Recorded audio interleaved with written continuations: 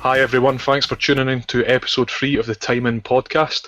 First of all, I'd like to introduce my fellow hosts. Ewan, how you doing? Not too bad. How about yourself? Yeah, not too bad. What are we drinking tonight? I've actually got a new drink I've not tried before. New England IPA, Brewdog versus Cloudwater. So Ah, 6.8%. I tried first ever Northern Monk during the week.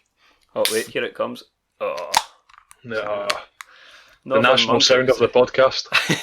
It was tropical smoothie flavoured IPA. It was Mm, unbelievable. You could quite easily just sit and drink that all night, but it was 6.97% or something. brilliant, nice. Introduce our other host, Bundy. Are you there? Hello, How hello. we I how am we here. how we doing, my man? I'm alright, mate. I'm alright. I'm chilled out, ready to go. What are we on tonight? Drink-wise, I am drinking freshly crossed seltzer, mixed berries. Lovely, fruity, Mm-hmm. brilliant. Resident cider expert. I'm on the red wine because I'm too lazy to go up and downstairs.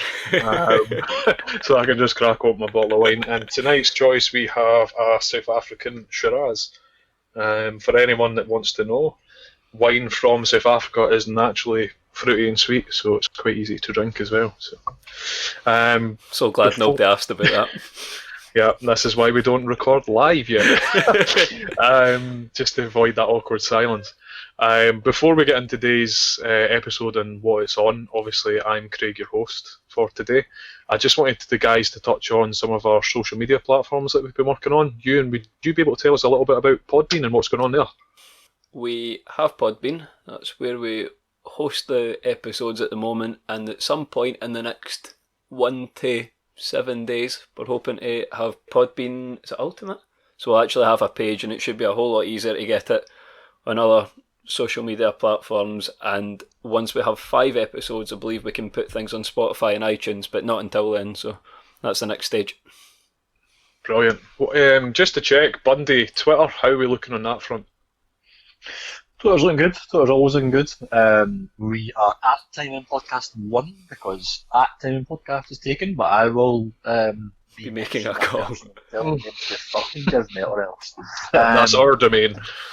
Yes, correct. You can always find us on Twitter. To be honest, if it's me that's running Twitter, you will see that it's a lot of shit being tweeted, and very questionable likes. But if it's you or Craig, then you'll see some sense. I think what Yeah. we should probably do is at the end of any post maybe put an initial or a name or something just so that we're not incriminated for the shit that Bundy does. Yeah, so we don't get impaired for it. No, that's a good shout. Good idea. And if it's abuse towards any Destiny themed page, I'm sure it'll be Craig. No, not at all. Just on our final platform that we're looking at the moment, our Instagram's up. That's it. If you put in Time In Podcast, you'll find us, or time_in_podcast, you'll find us as well. We're just getting set up there. Also, last one to touch on, we will be working on YouTube, but we want to get a bit of a library before we get set up with that. And we're also looking at possibly doing a live podcast for that as well. So, guys, if yous are happy, I'm going to go into my topic for today. Go for it. So, what I want to discuss today is all things related to music memories. So, whether that be nostalgia from concerts you've been to, the first album that you listened to, how your music taste has changed over time. Literally, what I want to do is I want to ask you guys a number of music-related questions to gain some previous life experience and give you a chance to discuss certain scenarios to give us a feel what drives you for music. So, as you know, for me personally, I love music. It's a big part of who I am. And I thought it'd be a good change from obviously going back to the previous podcast, which was Destiny related, hosted by Ewan. So I'm going to start with a bit of a lead from last week's podcast again. Ewan, it's time to discuss what happened at the festival with Bundy.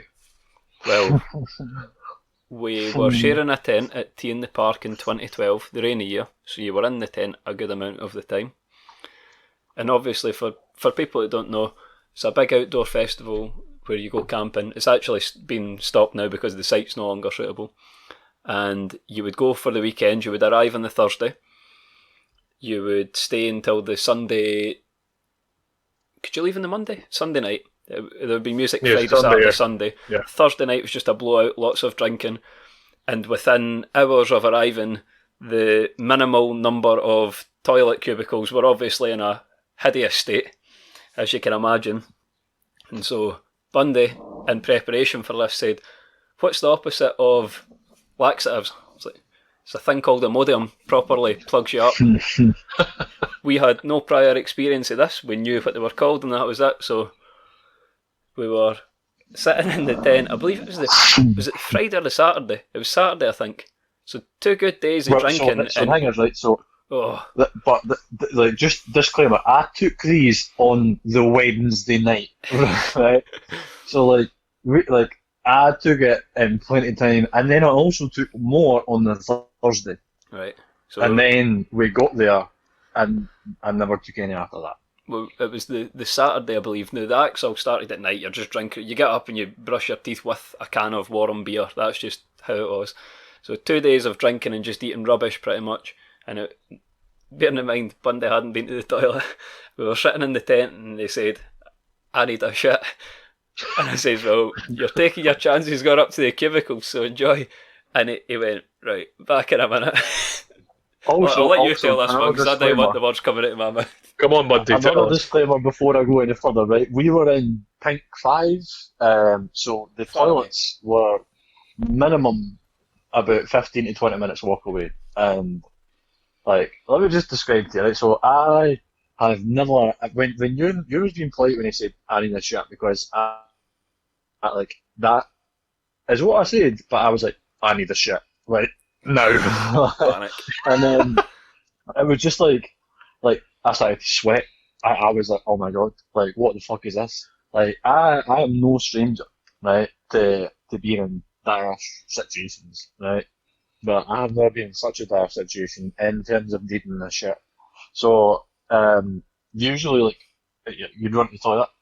If not, then you go Bear Grylls, and then you look for, like, Improvise, plastic bags. adapt, overcome. I literally improvised that to overcome is what I was doing, right? Not a single person with a plastic bag. I wasn't going to do it in the tent, right? And then I thought to myself, there must be something. And I looked and I caught like a half-empty Pringles can.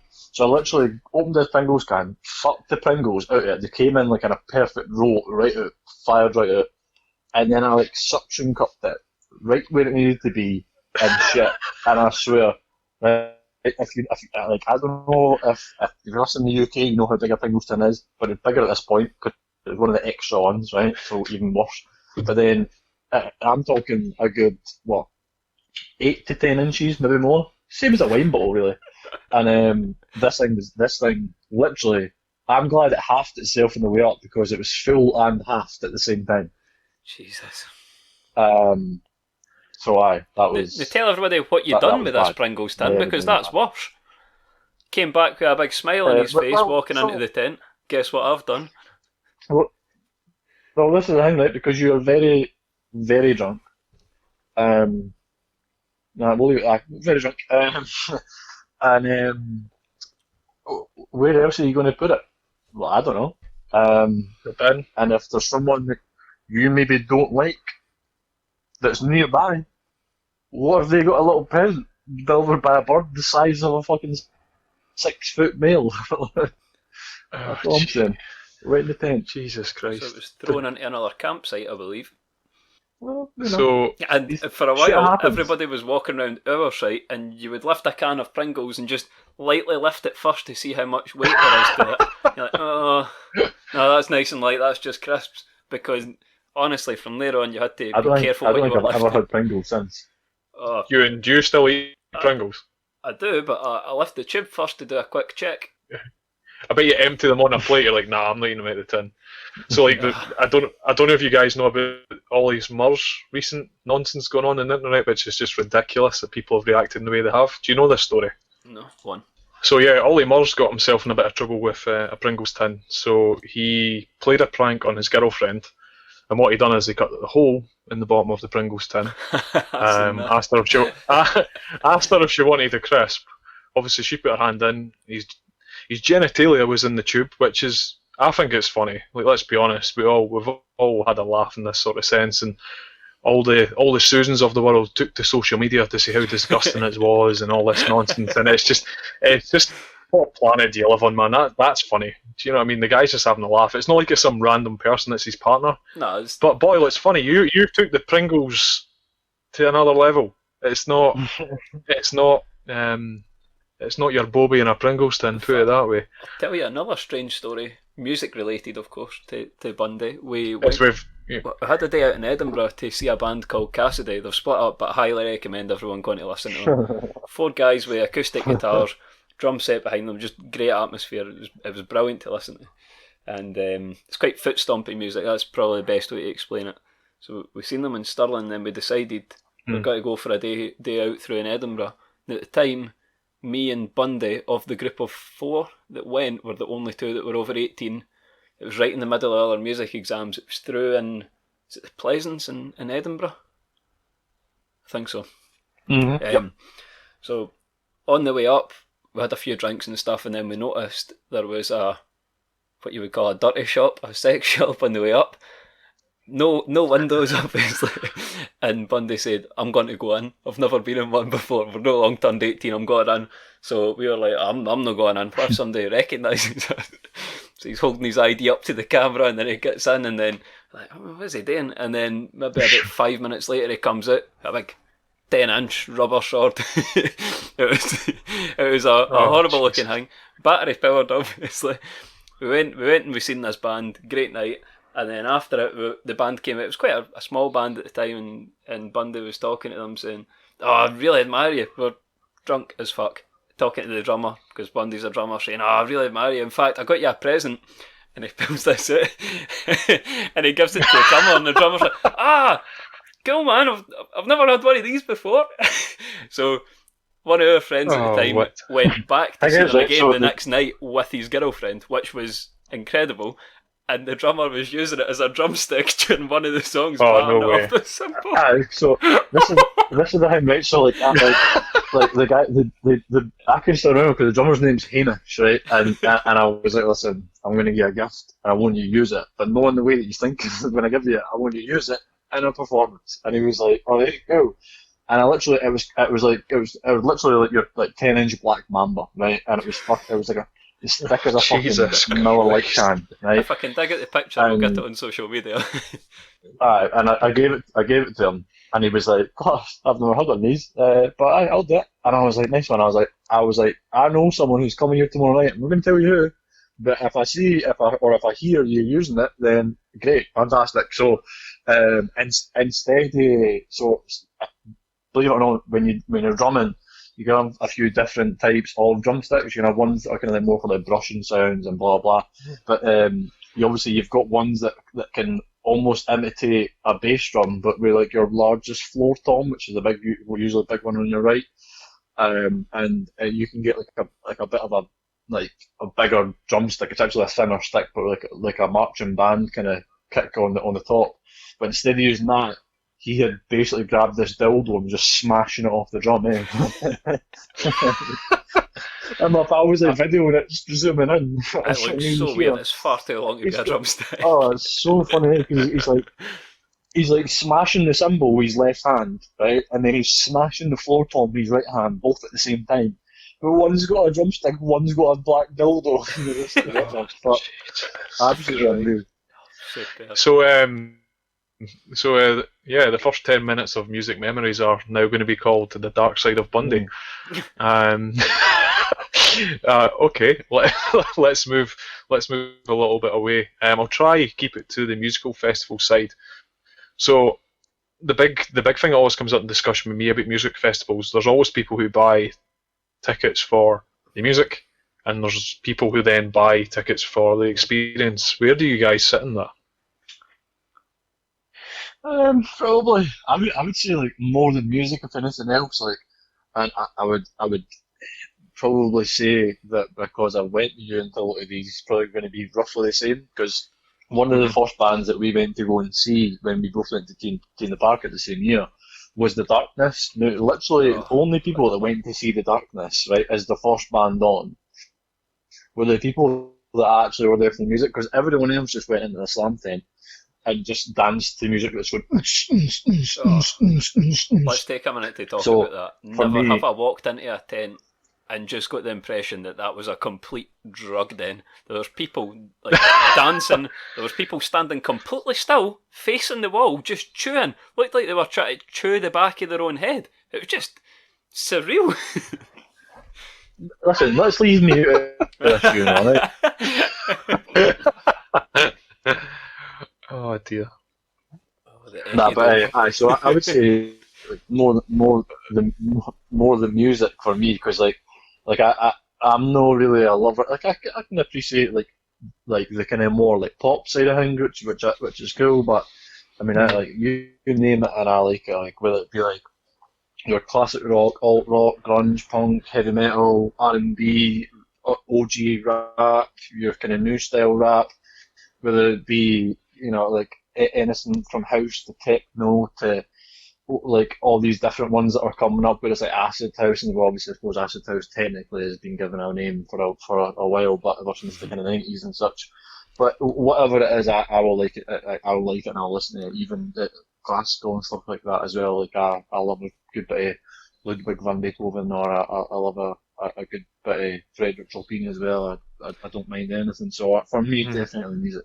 I think I've got to agree. it So depends who's on at the time. I mean, let's face it, you go to festivals like Tea in the Park, partly for the music, mainly to have a good time and get pissed to your pals, but I'd say if you were going to a gig at the weekend with your mates, it's more about the music because it's a specific artist, whereas Tea in the Park is the whole thing. Maybe your favourite band is playing on the Saturday night, but Thursday night you're just getting pissed. Friday night you'll maybe get drunk and just say, where are you going tonight? They'll go, I'm going to see this band. You'll think, I'm not the biggest fan of them, but I'll go see them because they're here. And then when you go out, you end up out for hours and you see 3 or 4 acts all in the one night. I mean, I'd say it's a bit of both, but festivals for me are more the experience, whereas individual bits are more about the music.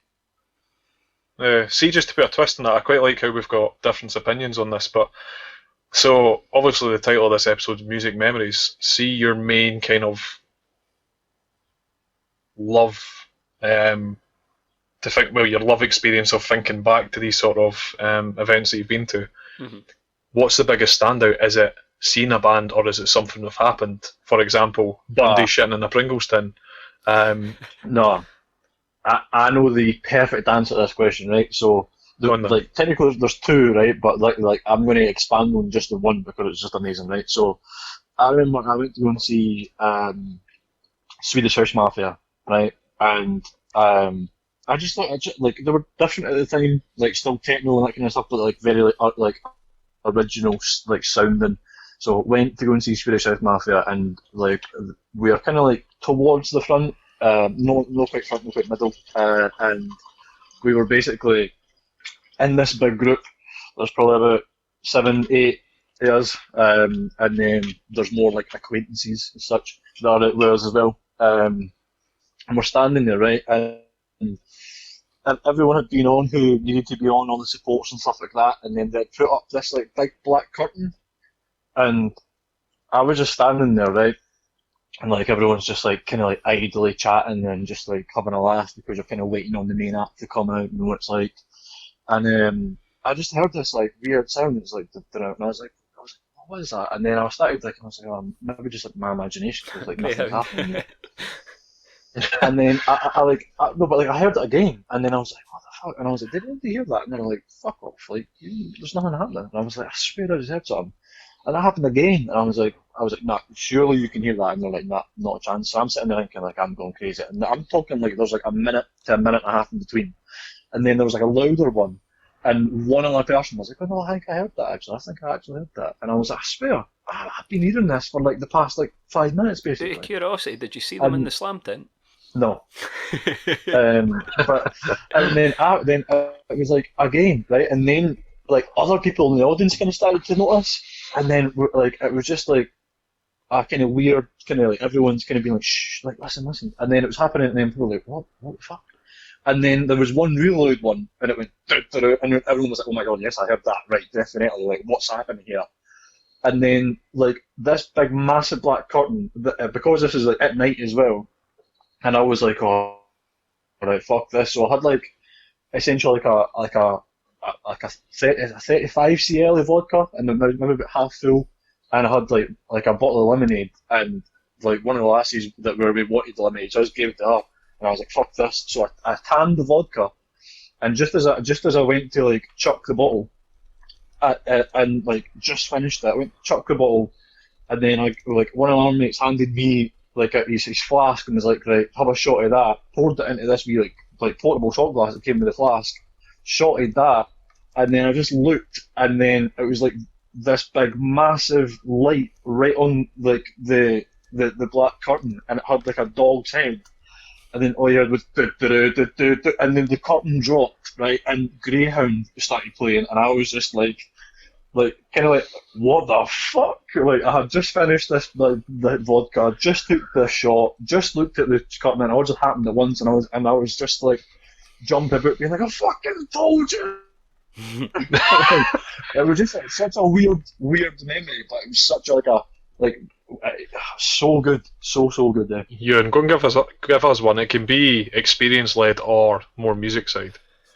Oh, I mean, a big group of us played FIFA at the time, and one of the big songs from it was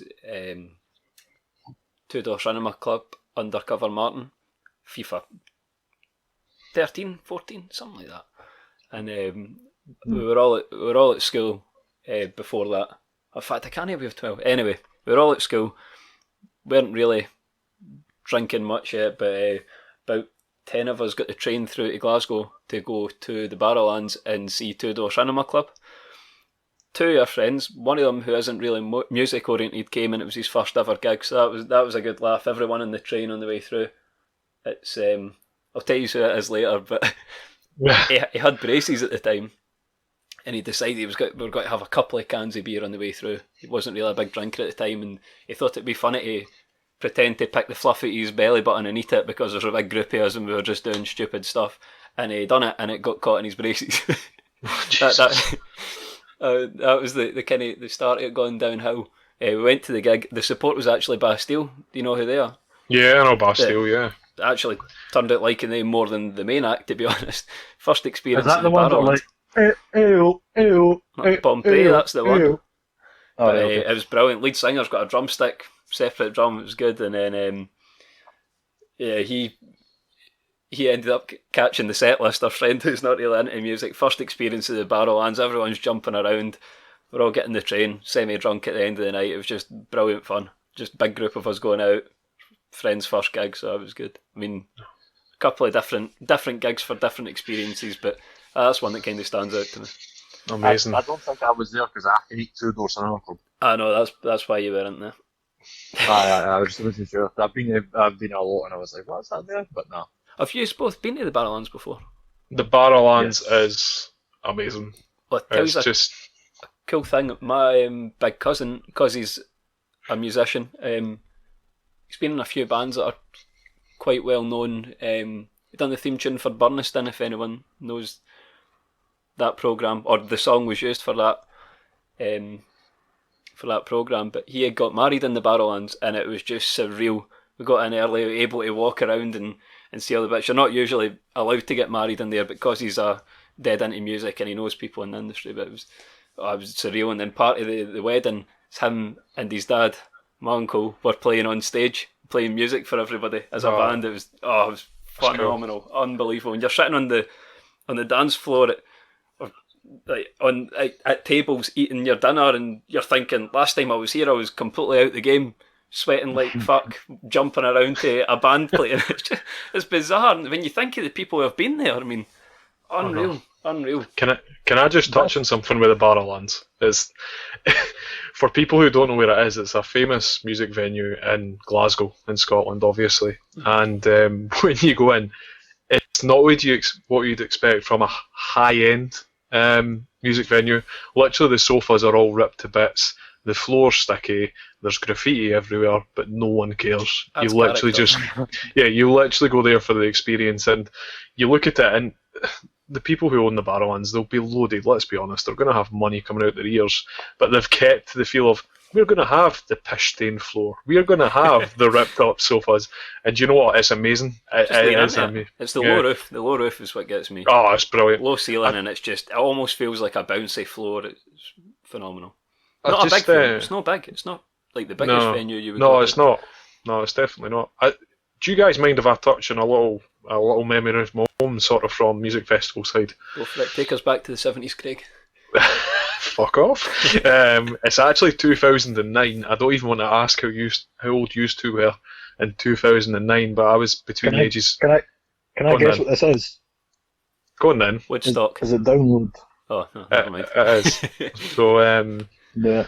So in 2009, I was between the ages of 17 to 18, and obviously it's when everything's changing, when you start to make the decisions of who you're going to be, etc. But I'll not go too deep into that. But I made the decision to go down to Download Festival down in Donington, and it was one of the hottest weekends on record. I'm right in How perfect saying the would weather that was be? incredible. Yeah, like I hadn't experienced. I've been to Tina Park once, but I hadn't really experienced the real festival experience, if you know what I mean. Mhm. And I was so lucky. I got the best weather you've ever seen. We took. Do you know what Happy Bus is? You guys heard of that? The cheap Aye. bus. Yeah, you heard that. So, Brilliant. it's literally a bus that must have took us about 10 hours to get down there. I mean, it's the public transport version of the Barrowland, really. Yeah, pretty much. That's a good way to put it. But I went down not really knowing what I was getting into. Being a big rock lover, the lineup was phenomenal. It was absolutely amazing. I've never seen a lineup list for a music festival since. That's for my tastes anyway. And I can remember it was the last day. And it was, so the headliners, the first night, if I'm right in saying, was Faith No More. They were the most obviously they're a well-known band to an extent, but they're not a band I personally listen to. The next night was Slipknot headlining, and it was incredible. For someone who isn't a massive Slipknot fan, I think a lot of what Slipknot do best is their stage presence and their show almost. It was phenomenal. Seeing them in the pitch dark with all their fire and light effects, it was madness. But the memory I want to go to is actually on the Sunday, and it was a band called Def Leppard. You guys might know. Oh, I like them. Yep. And as I've grown up, I've always been a die-hard Guns N' Roses fan. All my friends and family know me as a Guns N' Roses fan. But I sat there, and it was the last night, and I'd had such a great time. And we're sitting there in the sun, chilling out, and then Def Leppard came on. And I was like, oh yeah, I know a couple of their songs. Literally, they played their whole set, and I knew every song word from word. And it was that nice experience. Do you know when you don't think you know a band and you don't know your music, but you know all of their hits? Yeah. And see, just sitting there in the sun with a cold beer, experiencing that. And I think there was, I don't want to say the capacity, but I think it was one of the biggest festivals on record for capacity of people, and it was just insane. And literally To from be fair, sit- I'm go on then. I was going to say, I'm sure that it was like that because it was also not the year where you had Marilyn Manson, yeah, Top, Limp Bizkit, Whitesnake, yeah, Whitesnake, ZZ Top, Blackstone Cherry, Journey, and Journey. That's Killswitch. Were they there? Killswitch were unbelievable. Bit of a sensitive note, but Howard Jones is by far the better choice for lead singer in my opinion for that band. But And then, because I don't know if they were there that year, but the Prodigy's been at the Prodigy were there as well, mate. The only problem is the Prodigy played at the same time as Slipknot. Oh, So it hurt them massively. But yeah, so another example from that music festival was Journey became really big again with Don't Stop Believing. Unfortunately, it became big because of Glee. Glee used it within their program, which is an American music TV series. I'll not digress into it because I'm not a big fan, but it became massive. I think it hit number one again in the charts. This was in 2009, I think I'm right in saying, and so many people knew it. But see, to actually experience Don't Stop Believing properly by Journey live and hearing so many people sing it in the sun, it was just incredible. But it will go down that weekend as one of the best weekends of my life. It was phenomenal. Download does sound good, but it sort of blurs the line for me because, like you, I love bands like Guns N' Roses, Journey, Motorhead, but I can't fucking stand bands like Slipknot and Marilyn Right. Manson, it would feel like a half-ruined weekend for me. So it would just be Yeah. a case of waiting for the right lineup or See- picking the bands. But they usually only get one of the bands that I would like because, let's face it, the bands that I like are all sort of dying out at the moment. See, just to give you an insight of that, I've got a bit of a heavier music taste, and I've kind of grown it over time. But usually, what Download does is, and I think Teen the Park used to do this to an extent. You guys will probably correct me if I'm wrong, but they have like a day for more of sort of newer music, so more sort of current rock music. They then have a day which is more kind of heavy led, and then the Sunday is usually more of your relaxed chill down day, and that's when they bring in all the classic rock. So my advice to you would be get a Sunday ticket if you ever get the chance. It would probably be very much suited to you guys. But I want to. The Sunday was where Whitesnake, Death Leppard, ZZ Top, they were on it. Blackstone Cherry again. That sounds perfect to me. That Mate, ZZ Top live is honestly, it was amazing. I keep going to so many other bands, but it was just such a good weekend. I'm going to look like the third missing member of ZZ Top by the time we come out of the lockdown. Funny fact about ZZ Top, it's obviously 3 members. 2 of them obviously have massive white beards. The drummer, who doesn't really have a beard, is called Frank Beard. Ironic. Nah. So there you go. Just lean into it. But no, cheers for that, guys. Music festivals, all aside shitting in Pringles tins, that was pretty cool. I kind of want to digress into something, and again, this is not just a Q&A, I just want to be quite loose. So, Bundy, starting with you. What's your music taste been from a young age to now, and how's it changed? Give us a little insight into it. See, mine's different ways for me because mine's has always been really varied. So my mum and dad were a wee bit older. So to give you an example, I'm 26 and my dad is 68. Okay. So obviously, like, there's a bit of a gap there. So by the time that I was born, he was listening to not just current stuff at that point, but also stuff that he had grown up with. Yeah. And my mum was really into her classical music and that kind of stuff, but she also again quite varied. So whether it had been Frankie Goes to Hollywood or Lionel Richie, anything to even T-Rex and all that kind of stuff, there was just such a variation. So I would just hear a song and be like, oh, that's pretty good. And then I would hear another song and be like, oh, that's really different, but also very good. So for me, that was quite strange. And then I think, my mum, when she was listening to classical music, it was always, just kind of it wasn't in the background, but it was when she was doing something that she didn't enjoy, she would listen to it. Because it is something that you can properly kind of get taken away on. My dad's a big lover of the style boogie woogie. I don't know if you've ever really kind of listened to that, but he's a big lover of that. So it's it's a total toe tapper kind of style. Yeah. And through that, when I was kind of growing up and people were being like, "Oh my God, do you know Rihanna?" I would be like, "Yes, I do." That, and there's nothing wrong there, but have you heard of Parkway Drive? And then they'd be like, no, and I'd be like, well, don't. And then on the opposite side of the spectrum, when I started listening to more classical, whether it be Chopin or whether it be Beethoven or Mozart or even some of the kind of fewer kind of known ones or the more modern takes on them, so Lang Lang is a kind of Asian pianist who can play almost anything. There was loads and loads of different ways, so I just kind of jumped straight into music as a whole, and then have just kind of kept on doing that ever since. Say you'll know for our Xbox party antics and stuff like that, that I will just blast some music on and just start singing along to it and just be a bit of a dick, because it doesn't matter, as long as I enjoy it, that's cool. And as I said, it's not just one thing that I like. You get people who are like, oh my God, this techno beat, and it's like, what would this techno beat? It's like, that's the same beat but faster.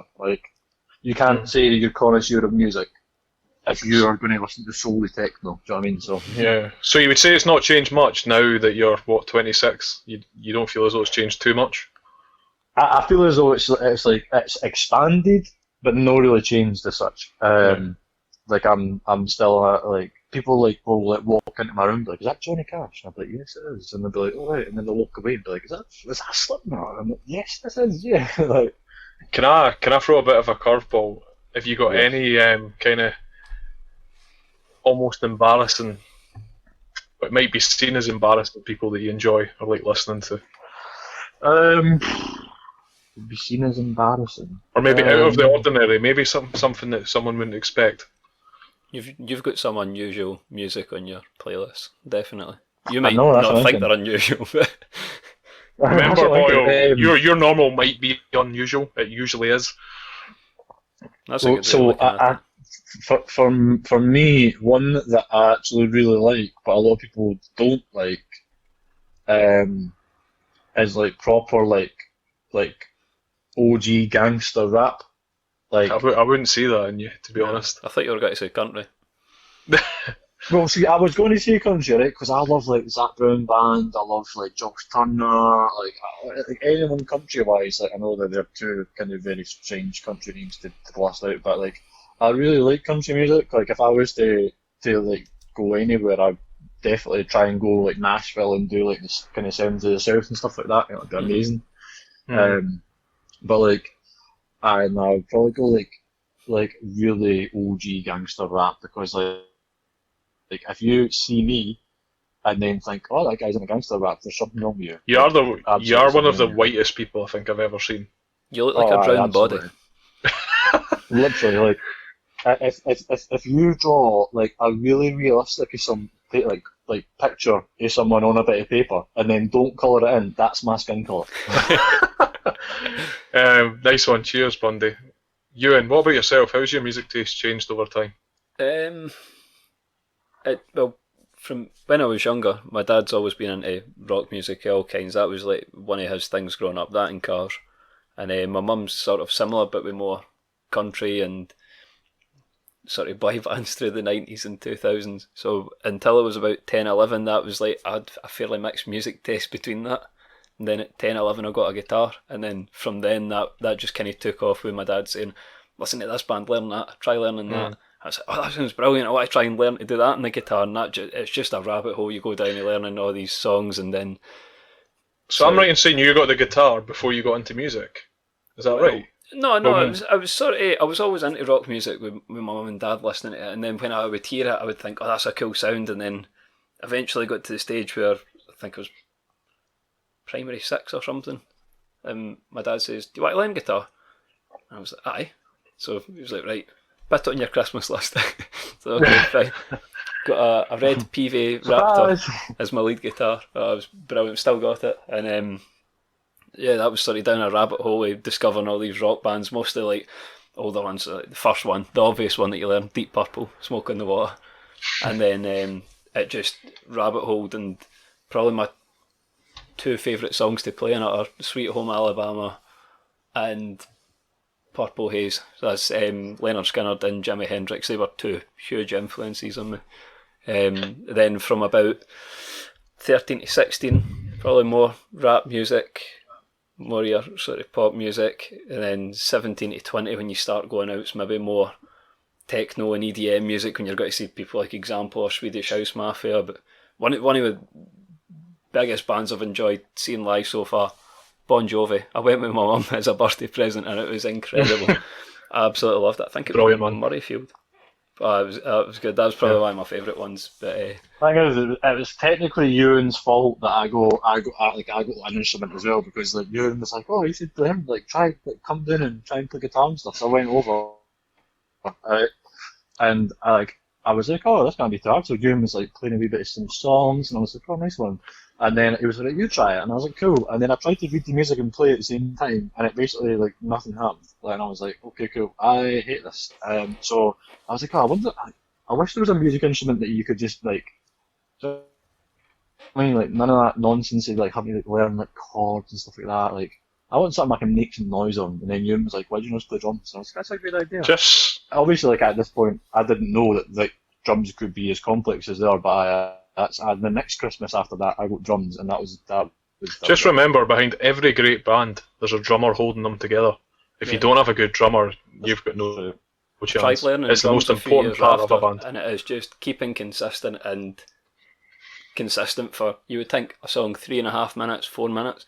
It's tough going. I mean, keeping that rhythm and you're setting the tempo for every person in the band. They're all listening to you to, as the lead.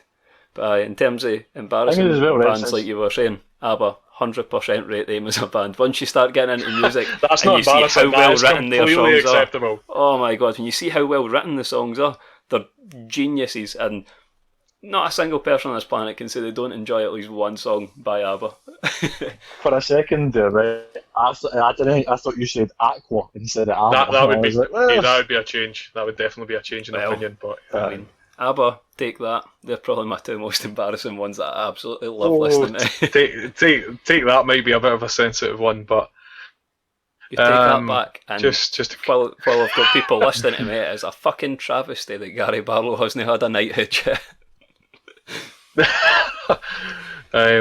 Anyway, moving on from that, I say moving on. I just see from music taste. Sorry, I can't speak. Music taste and how it's changed over time. I don't know if you guys know this, but see, when I was originally quite young, I wasn't actually into music, which is nuts now when you meet me. What did you do when you were into music? Just I just played games. And no, I thought so. Game Boys and all this. But funnily enough, when I was actually young, Game Boys. don't bully me. Come on now, don't bully. But it's gonna get a whole lot geekier. So just hold on. Wait, so Game Boys? I thought you would have been like back to the arcade to play on the Space Invader machines back in that day. There isn't that much of an age difference. Fuck off. No, I don't know if you guys got this at your school. Obviously, I'm talking back way in the Stone Age. When you were in primary 3, I think it was, you had a music exam, and only a certain amount of people would be selected for a music programme. Did you guys get this? We didn't really get music in primary school. We didn't get it till academy. That's fine. It's fine. No, literally, we got a woman who came in and gave us all like a maraca. And the Glockenspiel, remember them? Coca-Cola, Coca-Cola, and I'd be like, listen, you're a fat cock, you want to drink Coca-Cola. Get the fuck out. There wasn't a single normal instrument. It was strange things we had. But saying that, we had a head teacher who would go into the main hall and he would play the piano, but he was so enthusiastic. It was like watching Elton John in his prime, but we were all singing hymns, and it was superb watching him absolutely battering fuck at a piano with these anthems. Oh, I love that. Anyway, we go music programme, and you're like, your dad's in jail, you're not a smart kid, here's a Glockenspiel. What we Kevin Bridges reference. My school experience was maybe a little bit different. We all sat an exam, and it was like to understand people's ability to listen to music and tell them what they heard, all this nonsense about tempo and all this sort of thing. And only 4 people got selected, and would you believe I actually got selected for it? It's about the only thing I've won in my whole life. But it actually gave me the chance to play violin. Come on, you can hit me with the slagging. It's fine. No, I like violin. It's a really high-skilled instrument. You just seem too big for a violin. Get stuck in that's what I'm about to get into. So, behave yourself. So, I was actually 6 foot by primary 7. So the violin looked beyond tiny in my hands, so they gave me what was a viola, which is a larger violin with a deeper sound. Anyway, so I played that, but I wasn't really... Fuck off. But literally, yeah, I played it. I wasn't massively into music. It was something I'd done because I kind of got it pushed onto me. But then I can remember one day, my dad and I were going out somewhere in the car, and he goes, "Oh, listen to this," and he put in an album, and I was like, "Christ, here's another one of his old rock music albums." And at that time, people were listening to the sort of pop punk era, so bands like Good Charlotte, etc. And I listened to it a little bit, but I still wasn't really music inclined. And then it was Eruption by Van Halen. Oh, and for guys that haven't heard that, for guys that haven't heard it, so the actual Eruption song is literally it's just guitar. There's nothing else in it. And I listened to it thinking, what the hell is this? And then I kind of started doing a bit of research and kind of listening to other bands that my dad grew up with, and it completely opened me. It completely opened me to rock music and sort of classic rock as a whole. And that's what kind of dwelled me to play guitar, kind of similar to Ewan, which I still play to this day. So Good. Yeah, there you go, from violin to guitar. It's a little bit different. So you guys kind of jumped the gun for my next sort of topic I wanted to talk about, and that was instruments. So you've kind of jumped in there. You, and so I'm right in saying you own an electric guitar. Have you got anything else? 2 electric lead guitars, 1 acoustic lead guitar. I played bass, and I've got a drum kit, which I chucked when I realised it was easier to learn bass guitar as well than learning drums. I enjoyed playing drums, don't get me wrong, but it was that sort of way it got boring once you learned. To me, it got boring learning the rhythm, and it didn't sound too much different from song to song, whereas guitar just seemed completely different with every song that you played, and it felt to me like there was more I could do with that. So it was mainly that, mucking around with effects pedals, and I don't know what it's like in other countries, but here if you're doing music at school at a higher level, you have to learn 2 instruments. That can be 2 different types of guitar. It could be, I think sound engineering counted as one. It could be piano or keyboard. It could be singing. Well, it counted as one for me. I don't think I really should have got that, because for my exam for my higher music, I played drums for my first instrument and then recorded myself playing drums for my second instrument and called it sound engineering, and that was me. That's it, counts. But I think that sort of channels you into thinking I'm only going to learn to. I mean, don't get me wrong. You could sit down at a keyboard and play something quite easily, but for me, it's always been guitars mainly. Cool, man. Bundy, do you own a drum set? I do. Okay. So it's in my dad's garage at the moment. Okay. And it's pretty fucked. Because the last time I played it, I got carried away on drums. And that's how you're meant to play. That's I've got fine. images of the Who at the moment. This is pretty much it, right? Because I'll start off and I'll be like, cool. So who do I fancy today, right? And then I'll start off and I'll be like, do you know who's got really good drum beats? The Red Hot Chili Peppers, so like Danny California and all that kind of stuff. Really, really nice and kind of easy going drum beats. And then I get like heavier and heavier and heavier and heavier and heavier until I'm at like just smacking the floor tones and whatever else, and I'm just like bashing on cymbals. And like I'm in there for what seems about 10 minutes, but it's like an hour and a half. And then the last time I played, I was doing Alexis on Fire. It's called a song called "This Could Be Anywhere in the World." What a song, just as I man. finished, What a song. I know. Just as I finished, I literally I like grabbed the drumsticks up in the air and just like pierced them into the drums. And just like I was like, you know what, like I'm not even going to order another one, because at that point I just started working as well, so I was like, I'm just going to go and make money, and then I'll order new ones, and then let them have alcohol and whatnot. I'm just thinking of future ideas. If we eventually do, obviously, a live podcast or something, we could actually play our own intro. That would do something like that. That'd be cool. One thing I think it's worth mentioning is I think you guys would agree that the music you listen to before and after learning an instrument maybe stayed the same, but you would listen out for different things, or you would go to a gig and you would see a guitarist in person, or you would watch people playing live to see what they were doing exactly. And I mean, the appreciation you get for musicians once you learn how to play an instrument just goes up exponentially. I mean, Of course it does. simple songs are not. Playing it sitting still is difficult with practice. Some songs are jumping around a stage going nuts, or just even performing in front of people under the heat, playing constantly for an hour, 2 hours. It's tough going.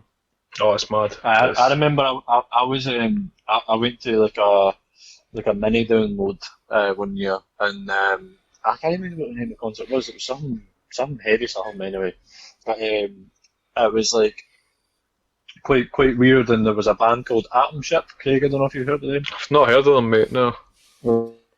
They were quite good. They were like an American band, and they've got a song called Mothra, and Mothra's like one of the like enemies of Godzilla. So I was like, oh, I know that name. And then Mate, don't like, hit the a guitar and Godzilla. stuff- Just don't. But No, I continue. won't.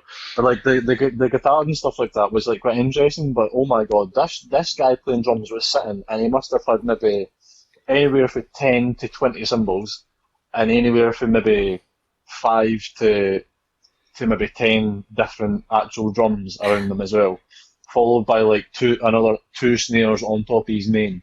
And fucking hell, it was like, I don't know if you've ever seen in movies, right, where like you'll be, it's an action movie and they move like Bruce Lee, do you know how he moves so quick and you can hardly keep up with his movements. This guy was like that, but like 100 times over. Like he would hit a cymbal, and then I'd hear it like 10 seconds later, and I'd be like, shit, like what the fuck is this guy doing? That was unreal, absolutely unreal. So it's weird. Like I get so emotional when I'm talking about music and stuff because it's such a powerful thing, and this is just a point I wanted to touch on, and it's that for me it amazes me the power of music that. For example, when you're at the gym and you're knackered and you're toiling, you're just like, oh fuck it, I can't do this. A certain song can come on and it completely changes with the way in which you perform. It's the same, for example, the kind of the psychological side of professional sportsmen before they get into a big fight, a big game, etc. The music that they listen to completely changes how they perform as well. When you're depressed and feeling like shit, how music can uplift you. I think music for that sense is amazing. I don't know what you guys think about how it can actually almost lift people and change the way in which they're doing things. I think it's an incredible thing. I agree completely. I remember like there was a thing on, so this is maybe a strange example, but there's a thing that Dwayne The Rock Johnson and Stone Cold Steve Austin were in an interview, and they were talking how like one of the biggest parts of their character when they were in WWF/WWE was their music. He said that like if he had been The Rock or if he had been Stone Cold Steve Austin and came out to different music, he said it probably would have went completely differently. He says, but like that Stone Cold especially was like that initial glass smash. Like he said like that, like to this day still gives him chills. But only because he thinks of the reaction of other people. And it's true because it's something that, like, I remember when I was younger and I'd watch it and like, two people would be, like, fighting in a ring and somebody would come in and they would, like, jump out, it'd be 2-on-1, and then all you'd hear is, like, and you'd be like, fuck! It's so cold! And, like, you'd be sitting there hyped as fuck. And it wasn't the fact that he had came out, it was the fact that you heard the music first and you were like, oh shit! Like, so, like, even stuff like that you're saying, and then, like you're saying, like at the gym, like I remember, like you go on Spotify and there's like all these playlists. One's like a chill out zone, one's a gym playlist, one's like a running playlist or a driving playlist and that kind of stuff as well. So I think kind of hit the nail on the head. It can totally take your situation and elevate it to whatever you want it to be. Yeah, I want Ewan will know about this. I know you won't yourself, Bundy. Both Ewan and I were really close friends with a guy called Ricky. I'll try not to go too deep into this, but Ricky was a torture soul. Unfortunately, he's no longer with us, and sometimes he struggled to speak within groups of people. He was a bit social distant almost. But one thing I always found when it came to music, it was almost a way of communicating with him. So, for example, we used to go to gigs all the time. And he would totally come out of his shell and he would be totally relaxed. And it would be so strange to see someone who obviously had issues that were dealing with their own personal demons. And they were on medication, they were speaking to people, but it didn't do anything. But music as a driver would completely open them up and make them totally relaxed and enjoying themselves and have a great time. And there's a quote, and I've seen it overused, unfortunately, on like T-shirts and posters, etc. But I really, really like it, and the quote is, "Where words fail, music speaks." And I think it just speaks Like it. bounds and bounds about how powerful music can be. I don't know what your thoughts are on that, Ewan. I don't want to go into it too much. I know it's quite a deep issue, but I completely agree with you. I mean, the example with Ricky was a reserved guy. He wasn't too outgoing, but if you spoke to him about music, you could be there for a while and you could talk to him quite easily, and he would, like you say, would come out of his shell a bit. Similarly, I agree. I think it's a good way of maybe bridging gaps, and it's something everybody's got in common. Who doesn't like some kind of music, even if it's not the same kind? Everybody's got similar experiences with it. Your previous comment, I mean, if I've got a game on a Friday night, I've got the same playlist I'll use every time to get me going for it. It's just, I find it perfect just to kind of get you into the right mindset, same routine, same songs on the way through when you're driving to the game, that kind of thing. I like having that. And I find if I'm struggling with just running, which I'm sure everybody can relate to at the minute, if I've set a time for a 5 or a 10k run and I want to try and beat it, I find it quite hard to just find a pace and adjust it slightly, so I could run at the same pace quite easy, but if I went out and ran the next day, it would be at the exact same pace. What I would have to do is go into, like Bundy said, Spotify, find a playlist that was a certain beat per minute, and I find that a really good way to keep a pace when you're running, and it's been so useful for me trying to push myself with certain times. And one other thing I found about music is you almost associate it with a memory. So like you said, if you want it to change your mood, when you hear certain songs, you might associate that with a mood. A big one I've got personally is this you saying I've nailed the title, Ewan? I think you have, without even meaning it, which is quite impressive. That's almost a compliment from you. Aye. I think that's the closest you've had. But, almost. Sorry, what were you saying? The example I've got is Big Country, the band, and their song In a Big Country. I still associate that with being in my dad's van and going to training when I was at school. We had training before school away in Broxburn, I think it was at the time. But I just remember getting up feeling knackered, thinking I can't be bothered training, but you'd put that on and it was almost like a happy memory. And then a couple of years ago, me, mum, my dad and my girlfriend all went to see Big Country live in Livingston of all places. But it was brilliant, and so now whenever I hear them I just kind of associate it with good memories. Guys, that's awesome. I just wanted to do a couple of quick questions. I know I said I wouldn't, but there's some ones I want to get the answers of. And there was one great question Ewan asked in a previous podcast. It was actually our first podcast, and it was, if you had to take 3 people to a bar, alive or dead, who would it be and why? I've kind of twisted that into more of a music theme. And Ewan, if you were to make a dream band, who would it consist of? And they can be dead or alive. I know it's difficult. I mean, it's tricky because I don't think they would make good music together, but I mean, I would still listen to it. Why not? Drummer, probably Cozy Powell. I mean, unusual, but in my head, probably one of the best drummers of all time. Guitarist would have to be Jimi Hendrix, just because he was so unusual. And singer, Christ. Tell you what, we'll go Elton John on piano, and we'll go. I don't think you can go wrong with Freddie Mercury singing. Yeah, he's one of the best frontmen of all time. It's him or Lemmy from Motorhead, but it just didn't seem like it was going to fit. Oh mate, don't. If you haven't already watched the Lemmy documentary, it was actually made before he died. It's one of the best watches I've ever. Hear some great stories about him. Oh, he's incredible. Do you know he used to drink Jack Daniels and Coke by the pint? Which is just incredible. Bundy, what about yourself? If you could make a dream band, who's in it? Mine's is going to be a wee bit strange, but I would probably go. I don't know if I answered this for the first episode as well as one of these, but Eric Clapton, 100%. Okay. I would then also probably pick.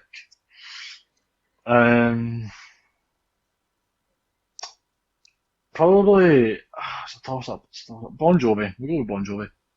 I think Eric Clapton and Bon Jovi, like similar era but different styles, kind of. And then purely just because I think that like his voice is very good, but like he's like Ewan had said about Elton John, like really like him being really good on piano. I would probably pick like someone that's been dead a long time, who is probably Mozart, preferably the hearing version. But mainly because like he could like write any song or any style of song, and like it would be a ballad. Like, do you know what I mean? Like, who in history has wrote a song that's been an absolute tune from the first time that you wrote it? Not many people. But him, yes. Nice. Nice. For me, I think for me, Phil Collins and drums. I don't know how none of you said that. Oh, I thought about that, but I actually find him quite a good singer. I just like the sound of his voice as well. He's Although he very was good. originally a drummer. Playing drums and singing at the same time, Boyle, you can advise on this, but it is so difficult. Try to keep So your you- torso steady at the same time is just an impossible I know. task. But Phil Collins definitely in drums with some backing vocals. For lead guitar, you guys probably know who I'm going to say is going to be Slash. Not surprised. Preferably not in his alcoholic state when he almost died, 3 times. By the way, if you haven't read his autobiography. It is the best book I've ever read. Hands down. Yeah, amazing. We could talk about that maybe in another podcast, but incredible. Him on lead guitar, I think, in regards to accuracy of how to hit notes, I would argue he's the best guitarist of all time for accuracy of how he hits notes. He's so clean in the way he plays. I think there's definitely better technical guitarists. Eric Clapton might be a good example. Eddie Van Halen's another great example.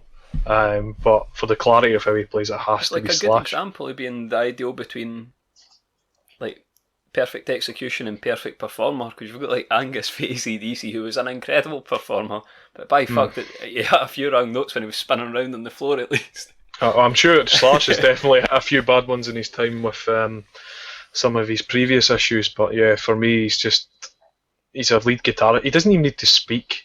Do you know what I mean? And it's going back to this: when words fail, music speaks. Character. One of His my, sorry, on what you were go. you saying? No, I was just going to say I'm going to cheat for bass guitar. It's another Guns N' Roses member, and it's Duff McKagan. He's phenomenal, an absolute phenomenal bass player. I'm really, really struggling with lead singer. I can't nail a lead singer for the life of me. Probably though, I'd want to put a bit of a different twist on it and have a female lead singer. And as much as what I'm about to say is not who I would choose for my perfect band, see when we're talking about things that might be seen as embarrassing, sort of people we listen to, Yeah. I actually really like Taylor Swift. Coming from an almost middle-aged guy who loves rock and heavy metal music, I actually really like Taylor Swift's music, and when she covers songs, she's actually really, really good. No, fair play I to don't- that, innit?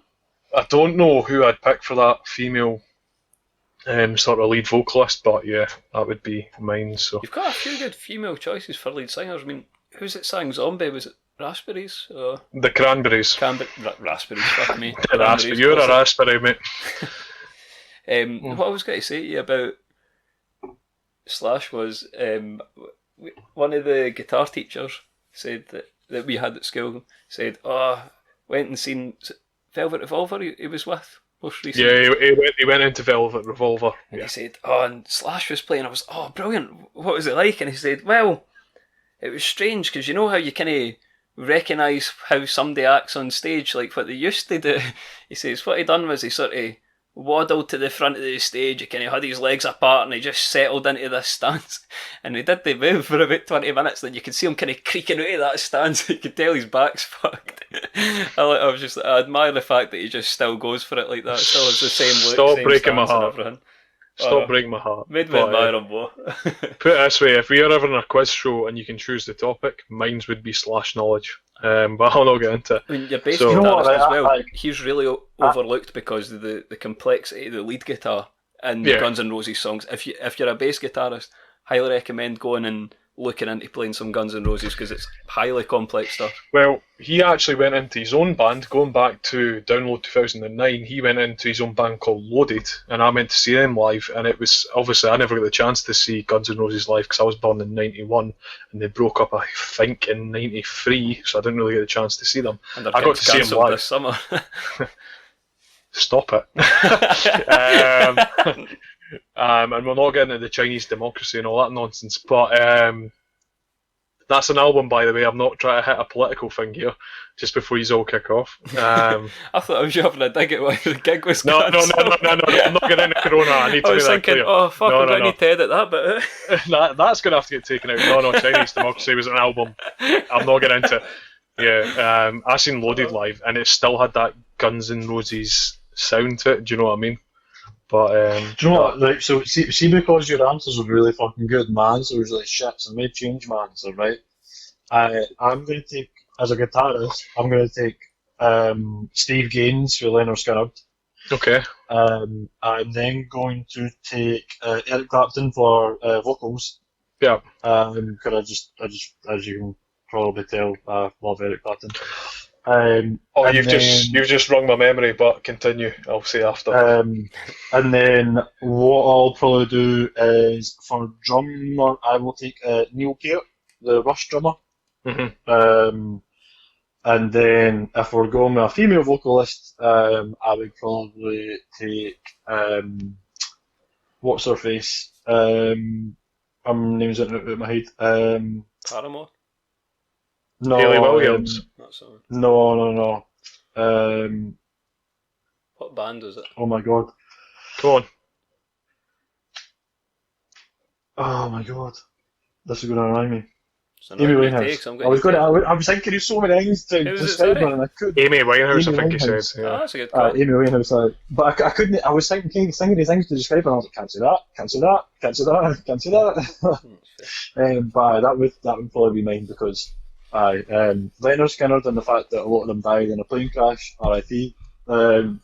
Is shite. Eric Clapton still around. Neil Peart, I believe. I don't know. Did he die this year? I don't know, man. I'm I not don't sure. know. I think he might have died this year, but I think those three would make an absolutely amazing band. Well, you've just kind of jogged my memory. Unfortunately, I'm going to change from a female lead. My lead would be Jeff Buckley, who unfortunately is no longer with us. If you haven't, listen to Jeff Buckley's cover of Hallelujah. It is the most emotionally led song I've ever heard. Like, Not heard he that. sings it with so much emotion. He's unfortunately passed away now, but that cover of that song is just incredible. Just honestly, put it on Spotify. It's such an emotional song. It'd be great to see as well what more he could do in more of a kind of rock focused atmosphere, but he's an amazing frontman as well. No, guys, that's awesome. I just want to touch on one last question until we close up today, and it's a really, really straightforward one, hopefully. Bundy, if you had anyone to cover a song, who would it be to cover it, and what song would it be, obviously? Oh. I would go with. Gucci gang. Do you know what? I really like. So the song "Ben" by Michael Jackson. I don't know if you've heard it. Yeah, I know it, yeah. I'd really like somebody like. I know this is maybe going to be a bit weird, but somebody like Beyonce to cover that because I think it's like a very like if you've ever listened to Beyonce music, things like Listen and all that kind of stuff. It's like she is extremely good in terms of like holding notes and reaching different octaves and stuff like that. And I think her take on Ben would be really cool. Ben's about his pet rat, is it not? I don't know if it's a rat, but it's about his pet, definitely. Is it not? I'm sure it's a pet rat. I might be wrong, but I'm pretty sure he had I a pet believe rat. this. It's called Ben. Michael Jackson fact that Bundy didn't know. And Craig did. I know. If you listen to our previous, our first podcast, Bundy goes into great detail about his love for Michael Jackson. It's so good. Musician-wise, we're talking about you. Yeah. Ewan, what about yourself? I know it's maybe a difficult one. No, I had a think about it there. Derek and the Dominoes, did you hear their version of Layla? That should be the original, so that was Eric Clapton playing in it, obviously. I'd like to hear Queen or Freddie Mercury perform that. It's just the sort of long notes that seem like it would suit Freddie's voice to me. I think that'd be a shout. That'd be cool. I think that'd be quite a good one. I don't know if mine would be that epic, but it'd be quite gimmicky. So the song's Black Betty, as I imagine the two of you know. Yep. But I think rock and rap music works really well together. Mm-hmm. And a great example of that's Limp Bizkit. Again, go back to Download 2009. What a performance. It was absolutely amazing. Could you imagine Limp Bizkit covering Black Betty? That would be pretty good. Like, honestly, what could they do with that? I think it'd be absolutely incredible. But yeah, guys, are you guys happy to finish on that? One No. more thing to add. Oh, sorry, Go on, Bundy, Ned. I'll let you go first. No, go for it, guys. Go. Because I just thought, right, who would be better at Ben than Beyonce? Eminem. Oh, what a shout. That's a screamer. It would turn into like a 30-second song because he'd rap it that quick, but aye, that would be really cool just on a rap version of that kind of song. But sorry, what you going to say? Good call. Sorry, just to sort of bridge the gap into gaming a bit, did you guys all play Guitar Hero, specifically the World Tour version with the drum kit and the microphone and the guitar? We did, yeah. We used to make that as our kind of, this is me showing my age, we used to do that before we went out drinking. That was a kind of our warm-up when you guys were all like 12. We done that after school, so but maybe a live episode one that you can get it all dug out. I believe I've still got most of the pieces and a PS2 kicking around somewhere, so it might be worth a shout. Oh wait, it's That's a good Xbox shout. 360. We'll work out, man. Aye. Work out. But just to say, I love that game. I'm amazed I've not brought out more because I did genuinely enjoy it, and there were songs that I hadn't heard on it. Again, similar. DJ Hero wasn't as good, but songs that I hadn't heard on it before that I actually got into through that game. Mm. And it was a way of making people start to think, actually, I want to go learn guitar after this. Cliffs of Dover's a great example of that. But I think hadn't that was heard of it Guitar before Hero. that, yeah. Loads of people didn't know it. I know Bundy would have known it, but yeah, how many people knew Cliffs of Dover before they played it? There's a fun fact Like here. Eric Bundy Johnson. had a dance for the whole of that song, and when we used to do this thing, so one person would have to play Guitar Hero, the other people in the room would have to put them off, throw stuff at them, do stuff to make them laugh, and he had a dance that lasted for the entirety of Cliffs of Dover. And That's it a was, long song. It was strange. I also Awesome. got to hear Bundy sing Beat It by Michael Jackson on Guitar Hero. It's very Nice, high man. pitched. But no, guys, I hope you guys agree. That was awesome. It was great to get so many different aspects from life experiences, general taste, what you're listening to now. Music's such a loose topic; it's probably something we'll revisit. But no, 100%. thank you very much for joining me. Just want to give thanks to everyone who's listening. I just want to lead into next week's podcast. Bundy, do you want to give us a bit of insight? Because you are next week's host. So next week we are going to be looking at travel and culture. Travel in terms of places we've been, places we'd like to go, places we would not go, or obviously culture in terms of like what is the culture that you're interested in? Is there any specific cultures you'd like to find out more about? Craig, I know that you're big into like your kind of Asian culture and some parts of that. Yeah, definitely. And I really love like the culture, like places like Italy and stuff like that as well. I know that you really love the culture, like places like Spain and stuff like that. So that'll be really interesting to find out like just kind of like what we all kind of think. I think we're all pretty like well versed in terms of knowing that kind of stuff. So it'll hopefully be quite an entertaining conversation. Awesome. Just to kind of give a final outro, guys, please check out our social media platforms, which includes Podbean, Twitter, Instagram. We are working on a YouTube channel. We're probably going to save it to when we eventually lead up to a live episode. Again, thank you for putting the time in to listening to us today. And any final words for you guys? Nope, happy for that. If you don't follow us on social media, then fuck you. Don't follow us on social media. Your next Pringles tin will be very heavy. And on the Pringletons note, we'll see you in the next one. Cheers. Goodbye.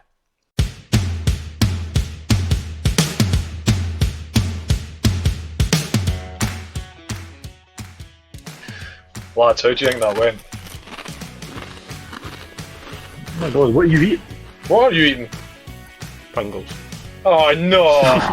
Away you go!